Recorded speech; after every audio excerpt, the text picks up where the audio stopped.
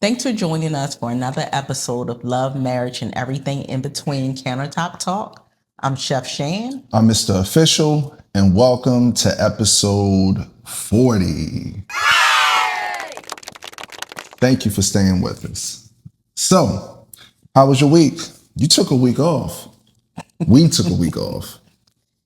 Yes, we took a week off. We have been extremely busy, and I'm still trying to get my footing.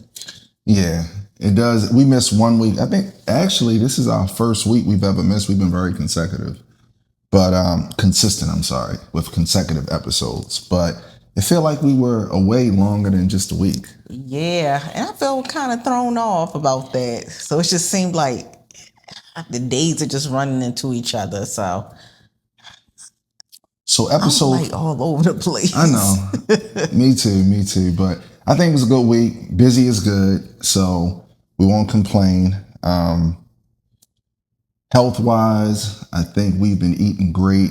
I feel like I'm really in my zone, like for working out. I feel like I haven't been in the zone and I'm in now since 2020. And when you get in that zone, you just gotta like lock in and just.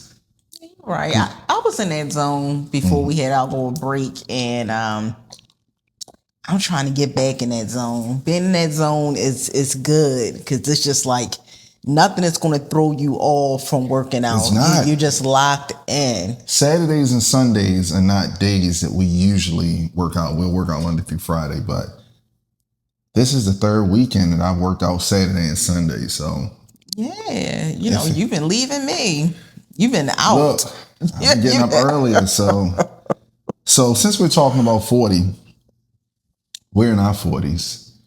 When we were coming up, they used to say 30s are like the new 20s. So now with us being in our 40s, what would you say 40s are the new what? I would say 40s are the new 20s and 30s. Yeah. Because I would say a lot of things that we're doing now in our 40s, we really didn't get a chance to do because of our kids.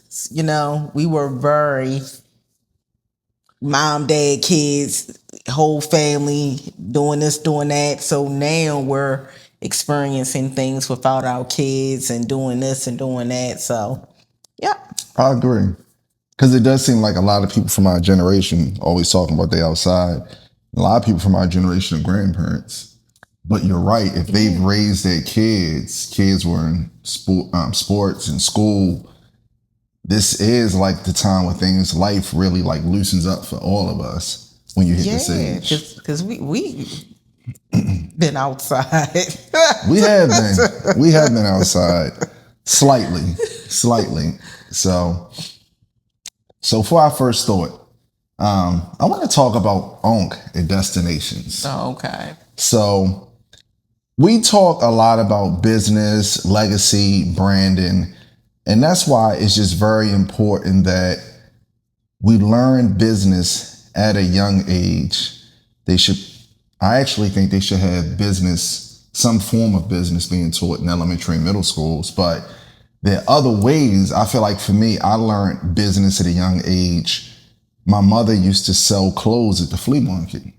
She used to sell clothes. So she would go to thrift stores or she would go to all these different flea markets, get things cheap, fix it up, kind of the DIY back in the day, and she would resell it. My uncle also owned a bar on Emerson Avenue. So I used to help him restock now what I know to be inventory. I would hear him make calls on Mondays and Tuesdays and get shipments for Thursdays to make sure he was stacked for Friday, Saturday, and Sunday because those were his big nights. So, what's your thoughts on Unc? Because the gentleman is now saying that he is living a much better life now that he is in business with him, but it still doesn't seem like Unc is getting his just due. I think he said something about before Unc met him, he had nothing, Well, I think he said he had zero, something like that. But it was kind of cringy to watch, I kind of feel bad for Unc, to be honest, because I don't think he really know any better.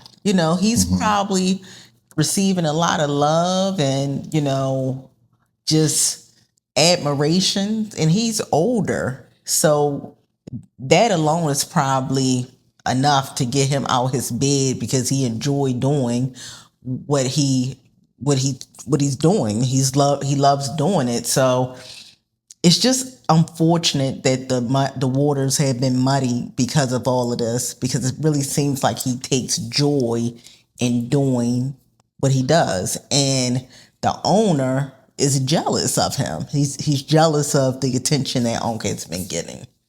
Yeah, and I didn't like the play to instantly try to monetize him further and get a podcast. Like, the man is there to cook barbecue.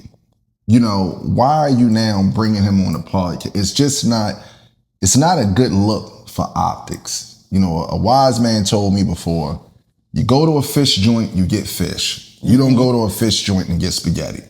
And Unc is there to barbecue. He's there to cook. So now he's missed out on the tip from Keith Lee of $4,000. And I agree with you, the owner, while he's profiting, he wants to profit with the fame, it seems like. So. Yeah, he wants to be famous. It's just very cringy, and the things that he have said on camera in front of Unc, I can only imagine what he's saying off camera. Right. Yeah, it's real distasteful, and I hope somebody tap Unc on the shoulder and say, hey, let's open up a spot, or let me help you open up your own place of business. Right. Because it just doesn't seem like this guy really value what he has to offer. Yeah, but it does seem like Unc just loves what he's doing as well. But who knows? I mean, he seems pretty loyal, which is unfortunate because his barbecue has really became the biggest attraction. But and it's famous because of him, because at first it was a coffee shop that was going under. Oh, I didn't know that. Okay. Yeah. So it's been Unc's idea. He was making gumbo, because he's originally from New Orleans. He was making gumbo. Then they had him making other things, and it was his idea to start barbecuing. They changed the name, and so everything has been centered. The core is Unc's ideas. Wow. Yeah. Wow. Yeah. So that's what makes it so egregious. Well, they're still in the news. And I'm curious to see how well the podcast is, but I know some of the reviews have been coming out. And I only say that because it just seems like it wasn't an organic move, from him, the fame from the, what they call him, Mr. Tender or tenderism, tenderism. Yeah. Mr. Tender. Pit beef or whatever it is. And then you just put him on a podcast. It's like, so, yeah. So what we have on the docket for this week? Okay, so we have a couple of things on the docket for this week. Okay. So you kind of talked about financial things going on with Unc and everything like that. So I just wanted to touch on a few things. We're going to go with money, power, and pressure. Okay? Like that? No. So why do you think money amplifies problems it doesn't create? That's a good question. Ultimately, money is going to reveal who you really are. Because when you have money in abundance, you really can move just by influence. You're going to have people that are going to want to be around you. People are going to do things that they wouldn't normally do simply because you have money. So if anything, I think it'll really magnify who you really are, because when you have money like that, it's really no reason to get better, because most things that you want to obtain, you can purchase. Yeah, that's true. How about looking at it from this point of view too? When you have money, it amplifies problems from other people because you now have money. So problems that didn't exist with other people, it now exists. People that never asked to borrow money before, now they want to ask to borrow money. Or they have a new project that they want you to finance, or something of that sort.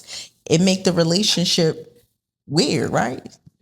It does. It does. And it just really made me think like, man, I think about my brother Uno, and it might be a little different, but I used to borrow money from him a lot. And I don't feel like I really needed to, but it was convenient because if I said, okay, I don't like where I'm at financially, but I want to do this, but I have another more income coming in from this, I would rather borrow it from him. And then when that new income comes in, pay him back. And it just made me think, I'm sure he was probably tired of it. So to answer your question, it does, because he never really showed me any disdain from coming to him so often. But I do feel that people look at, as I looked at him, he has it. So that's my brother. I should just be able to get it. That was an immature mind. Not understanding he has a wife, he has children, he has a career, and he has bills. And now I'm becoming what is now like a subscription. Yeah. Every 3 weeks, your younger brother's going to ask you to get this amount or this amount or this amount. So yeah, that is, you just took me to that when you asked me that question. So I'm glad you brought that up, because I want to pick your brain about that. Because for me, I never been a type of person that borrow money. Like, I would never ask somebody for money. I will just figure it out, you know. But with you said that you asked for money knowing that he had a wife and kids. Like, why? Like, why would you ask him? Because it's to be honest, I remember the first thing I said is I didn't really need to. But this is how my mind thought. That was no, because he got his money back every time. But Go just ahead. hear me out. Go ahead. So when I was younger, I gave myself minimum. So it's like, okay, I need to have this amount of money in my savings. Mother always put in my head, you always want to have at least 3 to 6 months of your bills, right? So I had money here, but I may not have wanted to go under my minimum psychologically, even though, like, whether it's $100 or $150 that I'm borrowing, it's not going to set me back that far. However, I would borrow money from him while I'm waiting for a check from something else coming in maybe a week. So then when that hits, now I'm well over my threshold, and now I'm paying his money back. And I was doing that like very often. I was doing it very often because psychologically my mindset was that you can never go under this amount of money. And I didn't look at it like anything, because I'm like, I'm paying him his money back. But being older, being an older man, and sometimes being on the end of that is like, it was irresponsible. But I wasn't like a serial borrower. Like I never was somebody that, like, he was the only person I actually borrowed from, to be honest. And that's the only person I was really comfortable asking, but it was never anything egregious. Like some things we hear these days, like people asking for tuition, half of a mortgage payment, a car note. I just think that's like inappropriate. Yeah, and I think, for me, I always look at things from other people's perspective. Like, you have your household, you have things that you have going on. Me borrowing money from you is going to take away from your household. And I don't think a lot of people think like that, and they should, because somebody is pulling out of their savings account, checking account, or moving things around to help you out of a situation is inconsiderate if it's being, ran in a hole. Now, if you're in a situation, this is something that never happens and you need a bailout, that's fine. But if you are a serial borrower of money, then you got to change some things up, because it's just inconsiderate. You do. And it's even more complicated when you're asking, and I wasn't thinking about this, a married person. Because now you don't know the borrowing rules of this couple. It could be a sense of, I'm tired of you lending your family money. Or it could be a situation of, don't lend anybody in my family money that asks you. Or it could be, how come every time your family needs something you do it, but when you know what I mean? They don't understand that they could be causing strife between a married couple. Because you're looking at, well, this is my brother in my case. This is your cousin. This is my cousin. This is my sister. This is my whoever, but it still doesn't make it right because but here's why I think my situation is different. And I want to hear your perspective. Okay. I hate when someone asks a question that is really a demand. So my thing is, if any of those times that I went to my brother and said, look, let me get this amount of money into next Friday, into this Friday, right? And at any moment, I say, okay, give me that. And he says no. However, I get upset because he said no. So really, I didn't ask him a question. It was really a demand because I wasn't prepared to get yes or no. And I think that's another thing that causes strife because if you're asking, can I borrow it? You are accepting that this person could say yes, which is in my favor, or they may say no. It's wrong if they don't give you the answer you want. And now you're making it something bigger in your family or more importantly, in that relationship with that person because they may not tell you, I can't do it for XYZ. The point is, they're not comfortable doing it. Yeah, so I want to circle back to what you were saying as far as being married and it can cause conflict in the home. So what's your thoughts on having a conversation with your spouse about the rules of engagement as far as lending money out? Okay, because that's like a big deal. So I'm gonna bring you into my TV drama. Okay. So I was watching a show, Reasonable Doubt.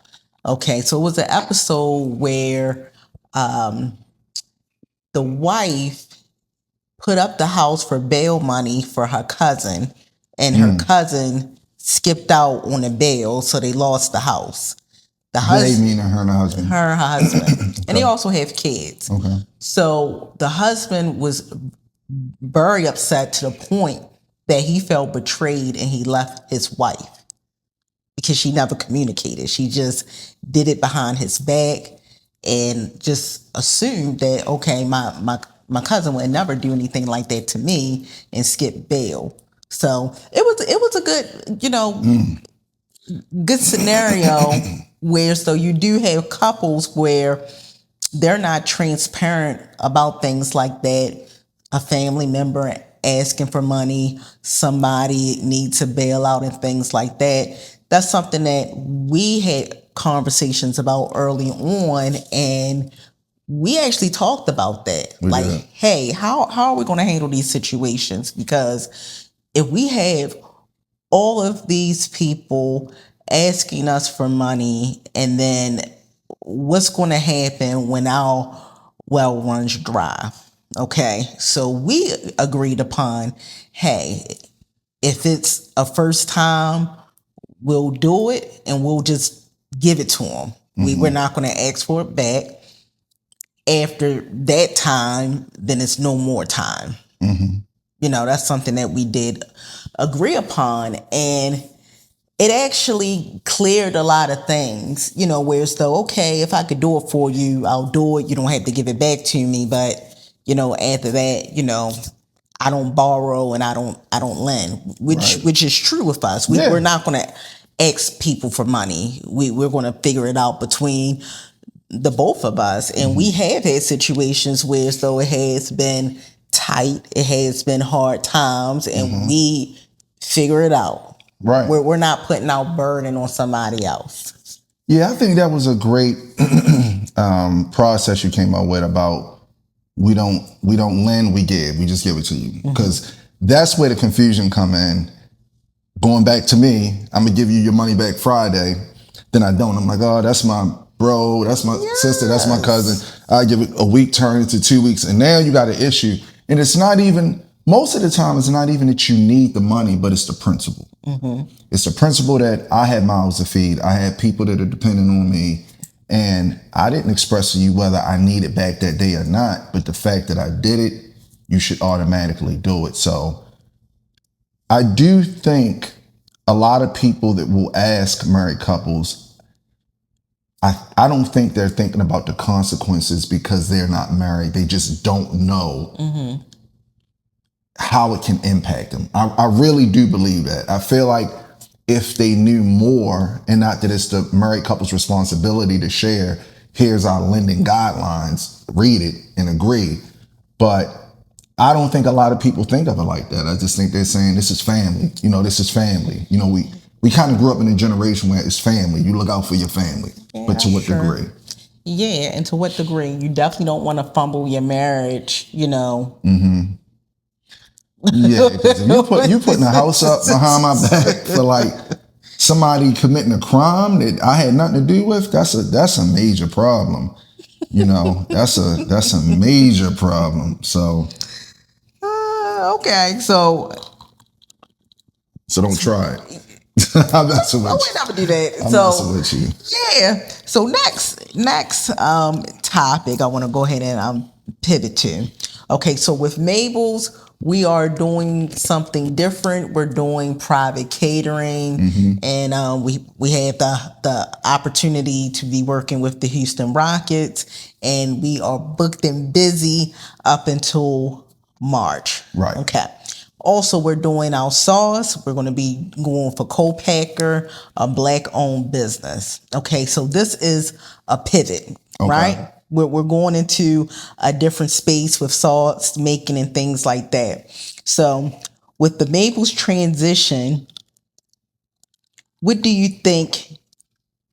Where we're kind of, you would say Mabel's is up on their game. Right? Mabel's is up on its game and everything like that. Do you think this is perfect timing to transition when you're hot, or do you think when you're hot you need to ride it out? I think when you are being led that it's time for a next chapter, you follow it, because a lot of times we have an idea of how we want things to go, but it's always not organic. It's not always in God's will. So I don't think that there are any two scenarios that are the same, but I think it's when it's your time to move and pivot, as you said, I think you do it. And I think that we've done that because we've had a lot of ideas, and we've always said that the sauce is probably going to be the legacy maker for us. But it was timing. It was just timing, and I think it wasn't on our timing. We just been led on where we've been led this whole journey since we've opened Mabel's, on which direction to go. And I'm excited. Yeah, that's true. I'm excited as well. Yeah, I'm excited as well. But you're absolutely right. I'm glad that you brought in God and brought in faith, because how things have been lined up, I couldn't have come even close to how God has laid out the path, Right. And it's just like, it just make you look and be like, wow. Yeah, but I want to give you your props too, because we've talked about it, but you kind of got the idea recently with just time, and I was like, babe, it's time to start pushing the sauce. And thankfully it was during the time when things are up, but sometimes we scramble for ideas when things have already changed and subsided. So I feel like it was ordained for us to start our sauce making prep when we started.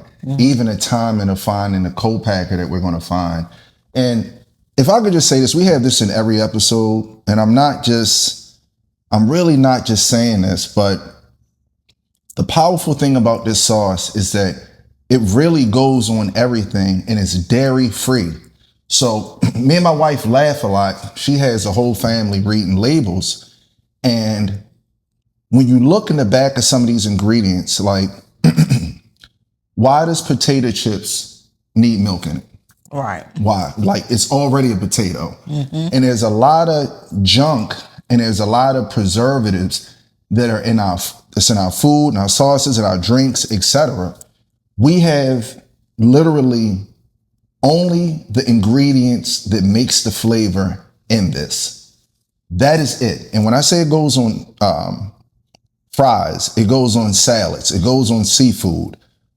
We've been told, because we don't eat meat, that it goes well on meat. Burgers, ribs. Burgers, ribs. We've had people that say they dip bread into the sauce. It's just a great sauce. It elevates anything. So please continue to follow us and follow our journey with the sauce, because we only make things that we eat. And I think that's what makes us so beautiful, because we use this every day. every day. And our kids use And our it every kids use it every day. Yep. And you don't get tired of it. Yes, 'cause they don't play around with that salt at all.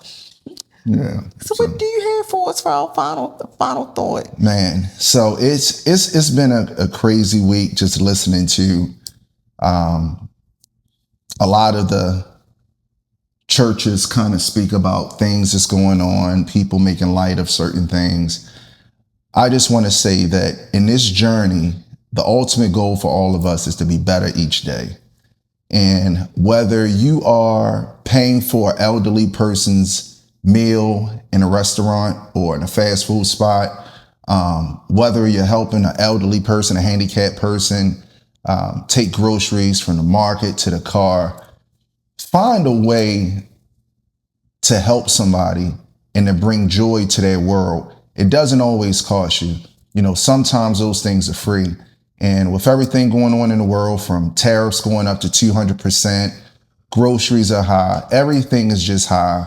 If you can afford to give somebody hope, joy for the next day, then you've done your job as a person on this earth. So until next time, please keep dreaming, because when you stop dreaming, you stop growing. Be safe and be blessed, and we'll see you next week. Peace.